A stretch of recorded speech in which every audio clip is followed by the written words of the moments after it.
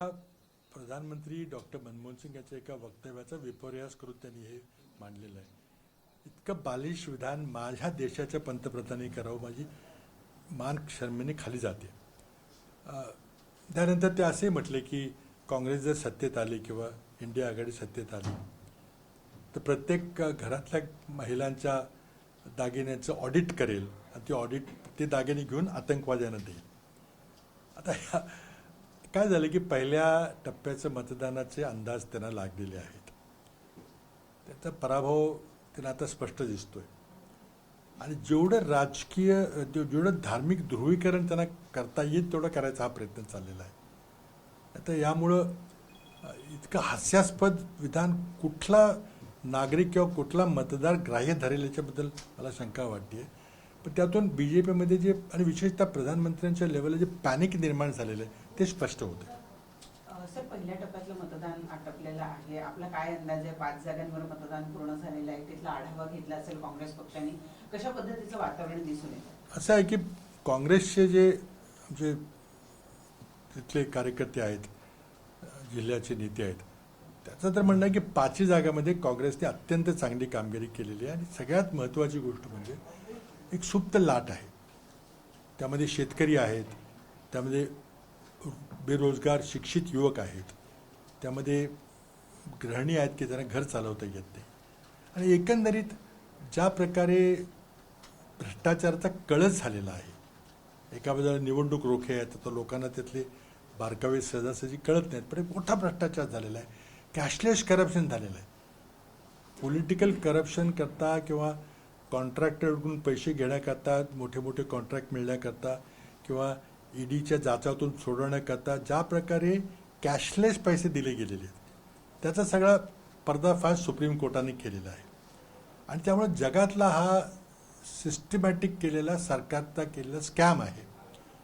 हे लोकांना अगदी डिटेल कळले तरी अंदाज आला की काहीतरी चुकीचं झालेलं आहे.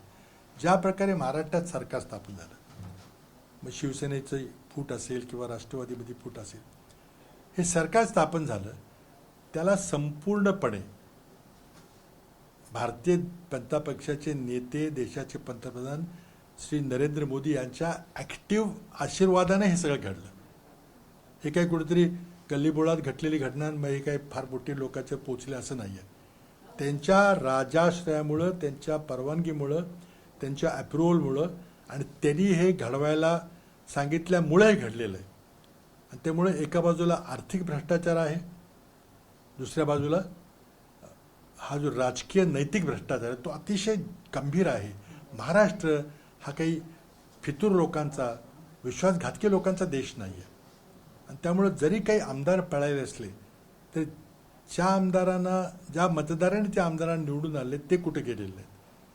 त्यांना प्रचंड मोठा संताप आहे की आपण विश्वासाने मतं दिली आणि त्यांनी मताचा सौदा केला.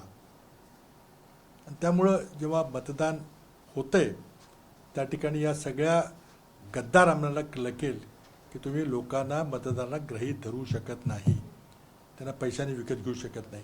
आणि ह्या सगळ्याचा परिणाम म्हणजे मोदींचं भ्रमिष्ठासारखे ते बोलायला लागले. सर, 25 तारखेला तुम्ही सांगलीला जाताय, तुम्ही आणि काँग्रेसचे वरिष्ठ नेते. महाविकास आघाडीच्या सभेचं आयोजन करण्यात आलेलं आहे. कशा पद्धतीनं पुढच्या कालावधीमध्ये एकत्रित प्रचार केला जाणार आहे, विशेषतः सांगलीमध्ये? आता असं आहे की संबंध महाराष्ट्रातल्या सर्व मतदारसंघामध्ये आम्ही नेते मंडळी वेगवेगळ्या पद्धतीने प्रचार दररोज करणार आहे.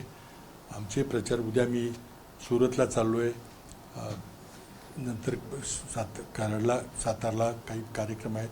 25 तारखेला आमची महाविकास आघाडीची प्रचार सभा आहे सकाळी 11 वाजता.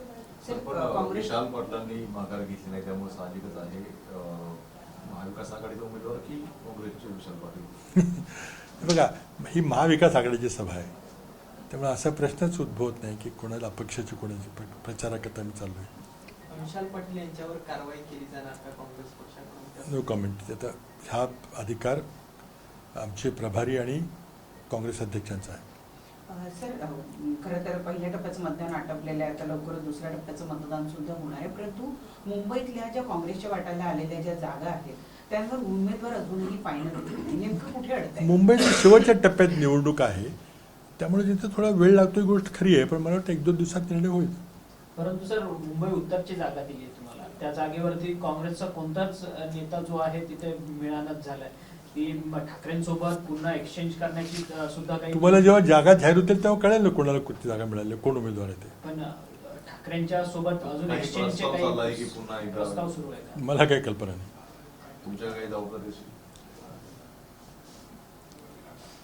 तर दुसरा असा प्रश्न आहे की अजितदादांनी म्हटलं होतं की शरद पवारचा कुठेतरी डाव होता की शिवसेनेला बाजूला करायचं आणि भाजपसोबत जायचं. आता पवार म्हटले का तो एक स्ट्रॅटेजीचा भाग होता आणि शिवसेनेसोबत आम्हाला जायचं होतं आणि तो यशस्वी झाला.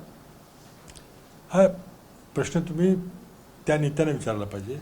त्याच्यावर माझं भाष्य करणं काही योग्य नाही. मी काही पॉलिटिकल कॉमेंटेटर म्हणून काही बोलणार नाही त्याच्यावर. सर, आज राष्ट्रवादीमध्ये प्रवेश झाला आणि या प्रवेशाच्या दरम्यान म्हणजे मुश्ताक जे आहेत अंतुले यांनी आज प्रवेश केलेला. या प्रवेशाच्या दरम्यान प्रफुल्ल पटेल जेव्हा भाषण करत होते तेव्हा त्यांनी असं सांगितलं की काँग्रेस हा कधीच आघाडी पाळत नाही. ज्यावेळेला आमच्याकडे जास्त आमदार होते, ज्यावेळेला जास्तीत जास्त आमदार त्याचा मुख्यमंत्री असा निर्णय झाला असतानाही काँग्रेसनं जाणीवपूर्वक आमचा मुख्यमंत्री होऊ दिला नाही. त्यामुळे काँग्रेस हा विश्वासघातकी पक्ष आहे, कधी आघाडी पाळत नाही. आघाडी कधी विश्वासघातानं होत नाही. ते 2004चा संदर्भ देत असतील तर तो निर्णय काँग्रेसच्या नेत्यांनी शरद पवारांनी मिळून घेतला होता. त्यामुळे प्रफुल्ल पटेलला विश्वासात घेतलं नसेल तर मला माहिती नाही. सर, याला जोडून असा एक प्रश्न आहे की प्रफुल्ल पटेलांनी असेही भाषणात म्हटलं की आम्ही 1999ला वेगळे झालो शरद पवारांसोबत, कारण की काँग्रेसमध्ये त्या प्रकारचं मानपान जे ते दिलं जात नव्हतं. जे दिल्लीत कनेक्शन आहे त्यांचाच मानपान व्हायचं, बाकीचं व्हायचं नाही. त्यामुळे आम्ही 1999ला वेगळं झालं, 2004ला पुन्हा एकत्र आलो, तेव्हाही तीच परिस्थिती झाली होती आणि 2019लाही तीच परिस्थिती झाली. त्यांनी का निर्णय घेतला तो ते सांगतील ना, मी ते कसं सांगणार काही. नाही, पण त्यांनी काँग्रेसवर आरोप केले की आम्हाला मानपान दिलं. आता त्यांनी आरोप केले त्यामुळे त्यांनी निर्णय घेतला, तो विषय संपला तिथं. AR अंतुले, बॅरिस्टर अंतुले जे राज्याचे मुख्यमंत्री आहेत त्यांचे जावई असणारे अंतुले, ते सुद्धा आता राष्ट्रवादीमध्ये त्यांनी पक्षप्रवेश केला. काँग्रेसच्या काळात ते प्रदूषण मंडळाचे अध्यक्ष वगैरे होते. याकडे कसं पाहतो?